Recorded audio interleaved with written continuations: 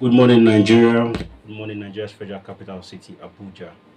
And good morning to everyone who is following us online. I would love to apologize that we were not able to bring you Talking Tech last week. It was due to circumstances beyond my control.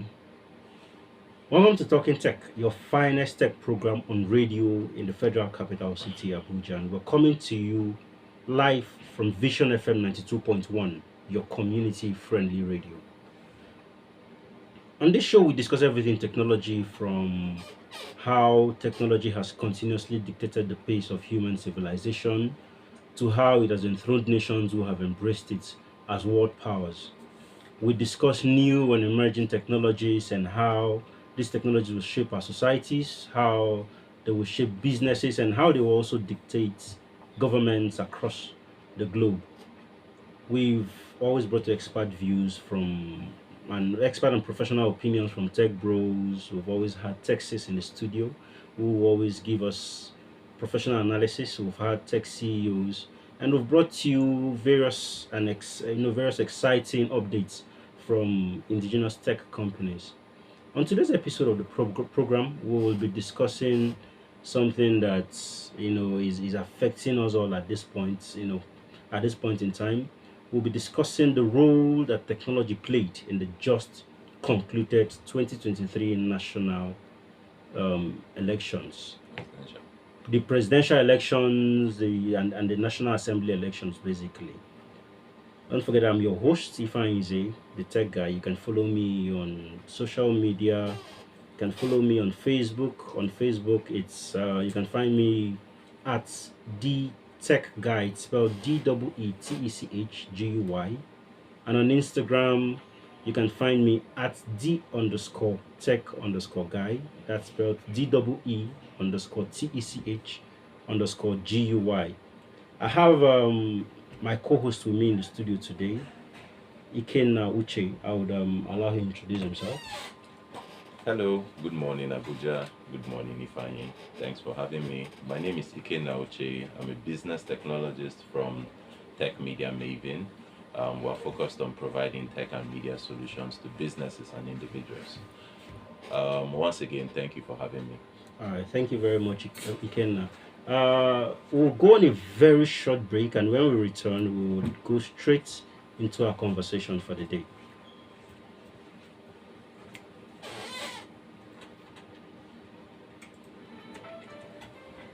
I need to change the seat. So you want to remove from Flash. now? I need to change the seat. Because the seat is not supposed to be making noise. Let me change it to that one. Which of them? A bit long because we have the time. Yeah, time is good. Will you be comfortable on this one? I think so. The seat is not supposed to make noise. It's making noise and it's affecting the program. It's not supposed to.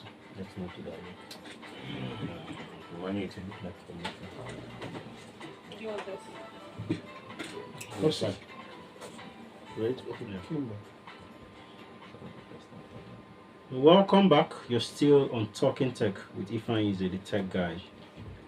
There are still mixed feelings from last Saturday's presidential and national election and National Assembly elections that were held across the country. And if you ask some people feel that the elections were not credible, while a lot of people feel the elections were credible.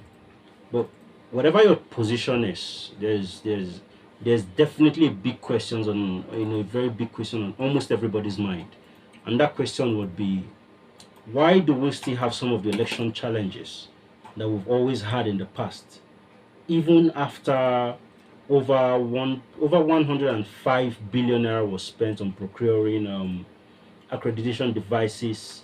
That's talking about the BVAS machine. I got this data from INEC. Now, do not even get me started on how much was spent on the servers, and then talking about the network infrastructures that were procured for these elections. But when you study, when you take a look at, you study the problem that these technologies are meant to solve, you will get to understand that these technologies, to an extent, have the capacity to actually eliminate doubt on the outcome of elections in this country.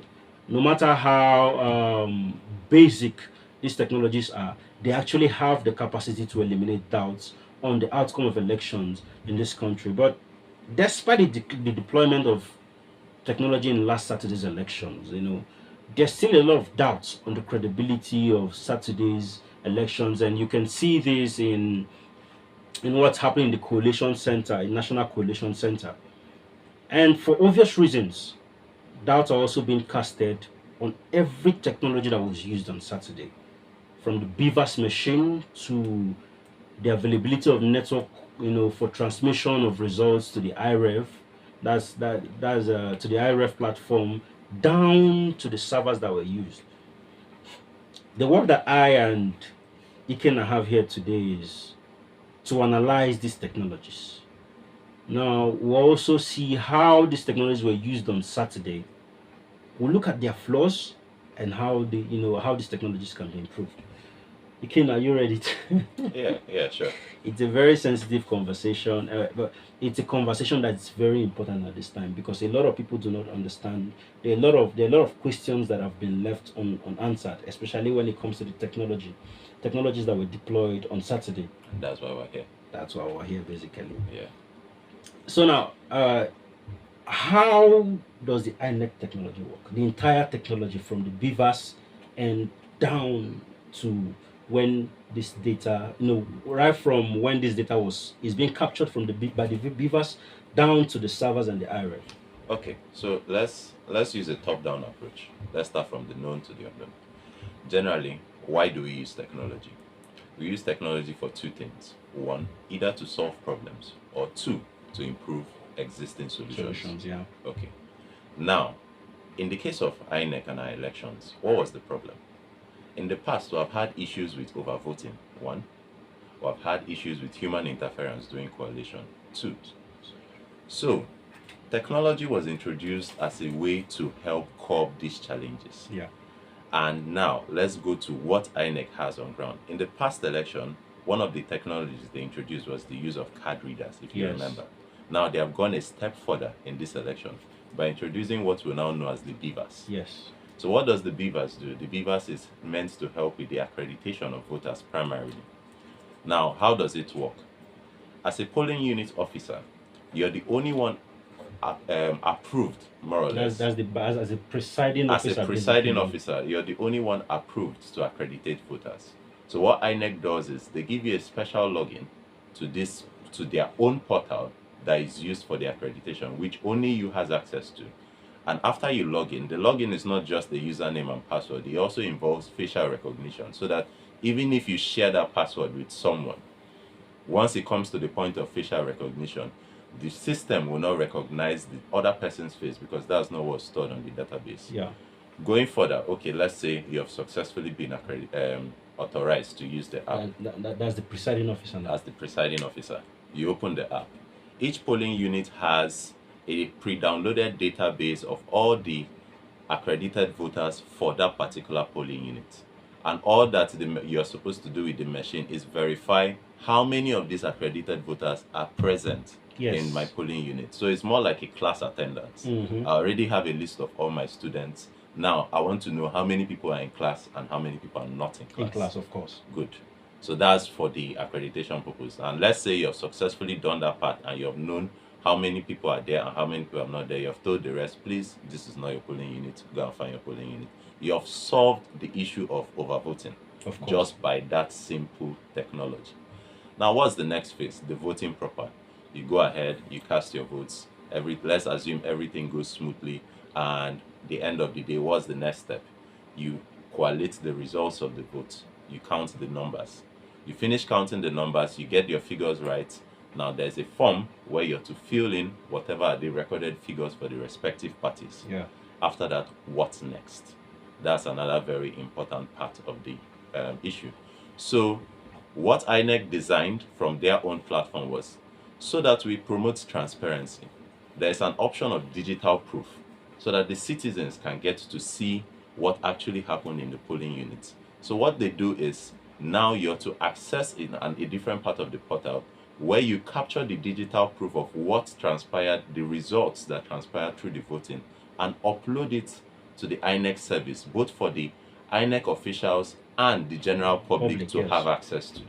Now, to access this part, there's a separate unique login details that is different from the original one That you which use for you used accreditation. for accreditation at the beginning. So this is also going to be given to you by your senior supervisors, which on theory, the polling officers, The presiding officers the are supposed to presiding have those officers are login supposed to details. have these details. Yeah. So after this, now the uploading process has two options. The assumption is that where you are, there is network. So with network, it automatically synchronizes onto the server. But in That's the election result. the you know, election after result, taking after pictures of them. taking picture, you have to upload it. So with this upload process now has to do with network, Yes. whether mobile network, Wi-Fi network. As far as there's internet connection, that's the basic requirement for that. But they also made provision in the event, worst case scenario, you're struggling with internet connections. Now there's a part where you can actually temporarily save this information pending when you're in an environment Where there's better internet I connectivity. think it's also important for us to mention that these BVAS machines have about 4 network channels. Yes, 4 network channels. So it's to eliminate the over dependence on one particular network service provider so that it improves the efficiency of the process generally. So I feel these are a brief overview of the technology that was used in the INEC elections. So basically, let's say for instance, you know, there's a primary network channel. Let's say for instance, there's no network on that primary network channel. Then you have the opportunity to switch to the other, I think about 2 or 3 network channels. Yeah. So it's almost like at every point in time you should have network. But in the case where the 4 network channels do not have the availability of network, Then then you resort to the to the offline solution. offline transmission. And then one key thing we also have to take cognizance of is the fact that when you look at the INEC rule on transmission, INEC, I think we looked at some of INEC's materials. It was stated that at the polling units, these results were supposed to be transmitted at the polling unit by the presiding officers.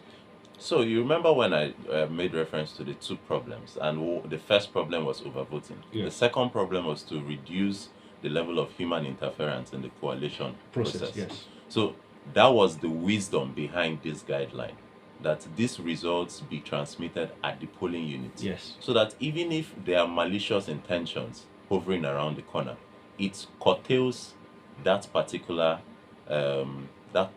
act just by uploading it at those polling units. Yes. So that's the wisdom in that guideline, and I feel it's a good one. Yeah, it's a very good one, because from the polling units to the coalition center, anything could have happened. Anything could happen.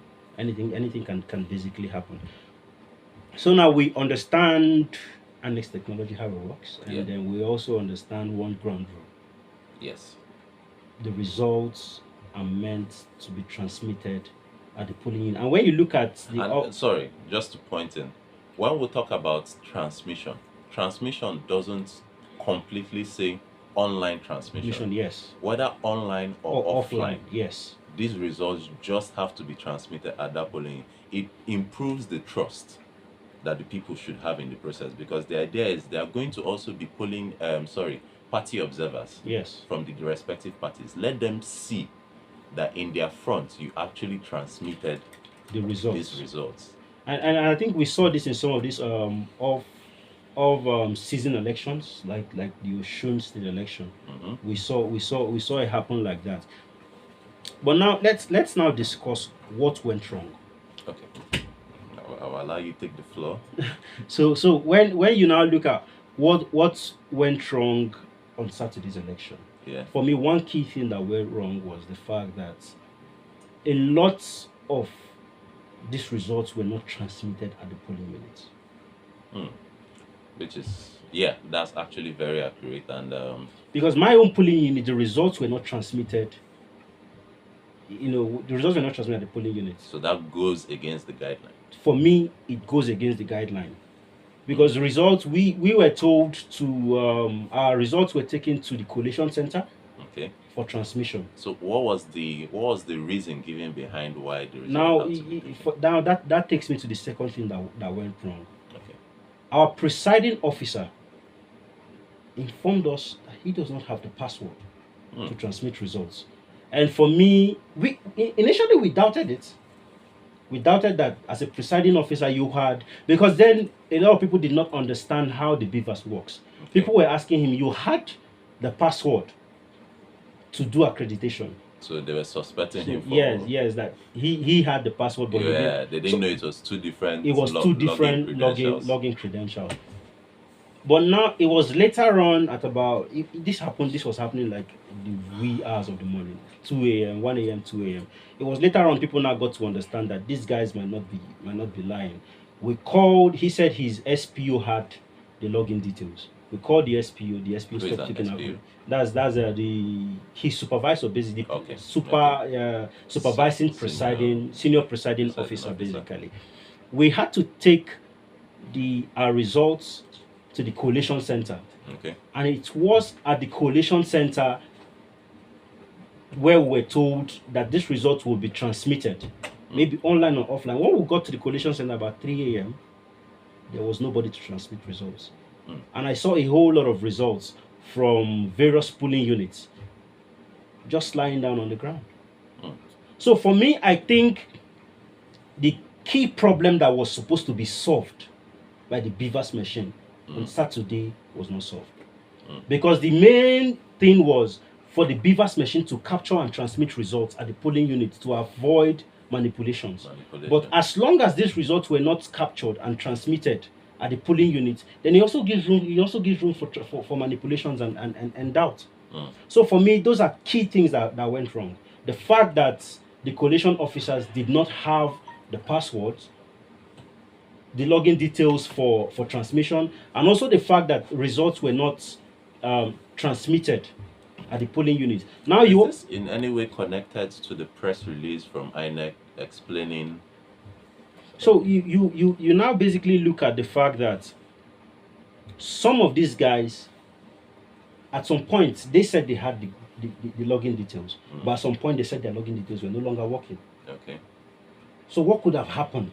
These are questions that have been left unanswered. So, from a technical point, the possible things that could happen in that scenario, and I'm not saying this is what happened. Yes. I'm saying when you're confronted with these challenges, some of the things that come to mind is one, either the person in question was fed with the wrong credentials, Yes. which is possible because if I want to access my Facebook account, for instance, no matter how much it's me, if I put the wrong email and password, Facebook is just not going to open that Of course. And I think these credentials were somehow typed, and it could be typographical Yeah, errors. so it could be typographical errors. We don't know where it's coming from. There could also be a system failure. Yes. That's also another option.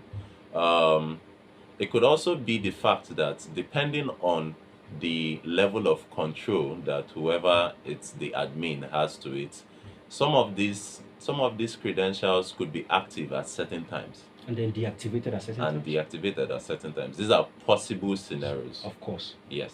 So, and this is just trying to analyze it from a technical perspective. We don't know for sure, what would have happened in gone those wrong. situations, but these are possible challenges that.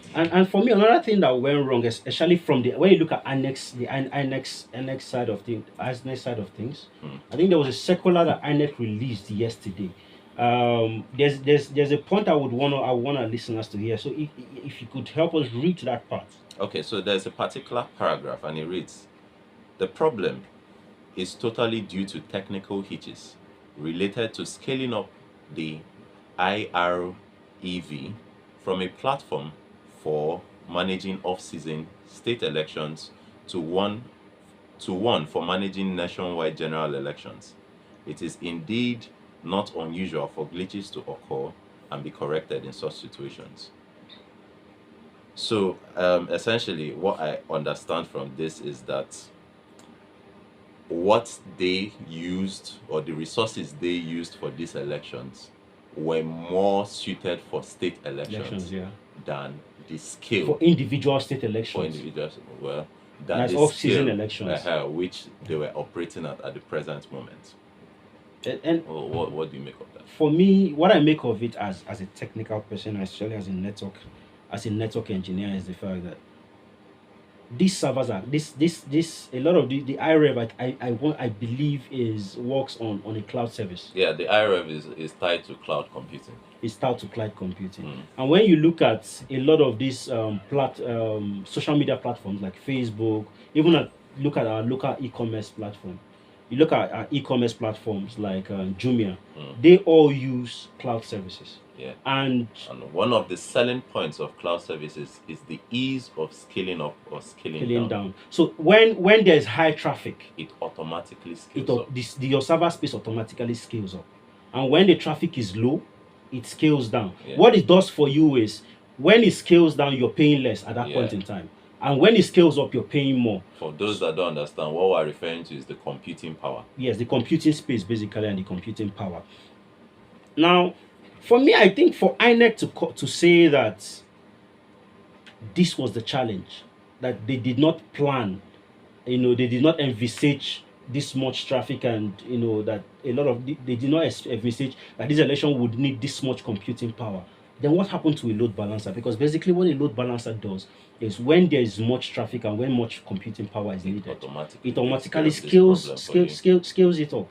And then when you need less computing power, when you need less computing space, it scales it down for you. So what happened to that? Well, Now I think we're running out of time. Let's look at the flaws of the beavers. Some of the flaws of the beavers. Okay, so from my own perspective, one of the flaws I observed, because there has been, I'm making reference now to a particular post that has been trending on social media where It's not just a post. I think we several posts actually. several posts, and we verified on IREV on INEX On IREV INEX platform. IRF, in place of a result, a woman's face was uploaded. Yes. I think this was somewhere in Ekiti. Ekiti, Ado Ekiti. Ado Ekiti, to be more precise. precise. You could investigate it and confirm what we are referring to. So it just shows you one of the clear limitations of the So system. what we're trying to say is, at that point where you're supposed to take a snapshot of the results and transmit to the IREF platform, what they did was they took a picture of somebody's face, a fine girl's face, and then transmitted it as the As a result. presidential result. as a result. So now it clearly shows you that something is inconsistent with that polling unit. You Yes. don't even know whether you should trust the result that is coming out of the polling unit. And We're not definitely saying that did something not happened. happen. That did not happen at the polling unit. Yes. So and we see issues too where we're seeing some results where the date and time doesn't match with the particular election in Yes. question, and there are several challenges, but there are several loopholes to this, and And then there are results that were transmitted that were not clear. yeah, so it's a system that on theory is good and has so much benefits, but still has a lot of work to be done on it Yes. from my own perspective. And from when you look at it, we were discussing why transmit pictures, why not transmit Yeah, figures? why can't you transmit both Pictures and figures? Because you transmit pictures, let's subject to my interpretation of the handwriting. of course, because if I might write 3 and you might interpret my 3 as That's 8. 5. So if we're transmitting pictures, it means it gives somebody work to actually collate at some point. Yeah. So the question is, okay, while pictures are transmitted, who collates those results at the back end? At the back end. But if you give room for numbers to be transmitted, and then those pictures serves as A backup or digital proof. for as those numbers. digital proof for those numbers. Yeah. It's It's a tidier arrangement. Let's put it that way. for me, like you said, for me, it's a tidy arrangement. So that's one of the flaws of the beavers Okay. that makes me think it should be looked at. But Ikenna, in 1 minute, what solutions, what possible recommendations do you have? Okay, so I'll go back to the first thing I started with, which was one of the problems we're trying to solve is to reduce the interference of people in this process. Now, in the Electoral Act, the 2022 Electoral Act, Section 41, subsection 1 states The commission shall provide suitable boxes, electronic voting machine, or any other voting device for the conduct of elections. What does that mean?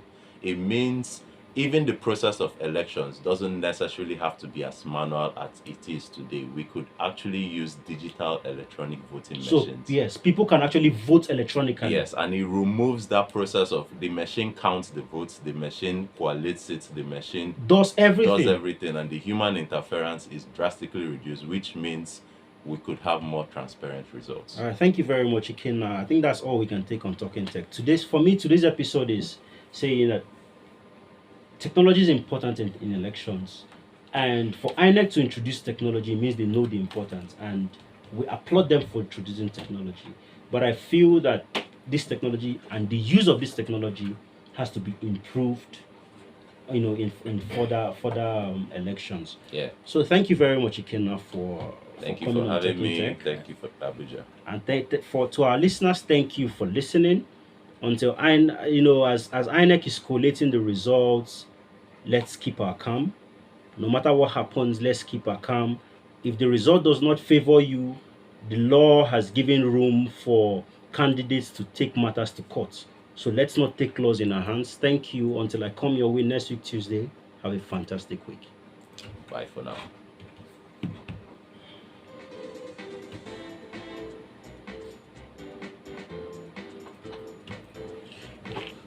Oh, I'm sorry. We actually have one more minute.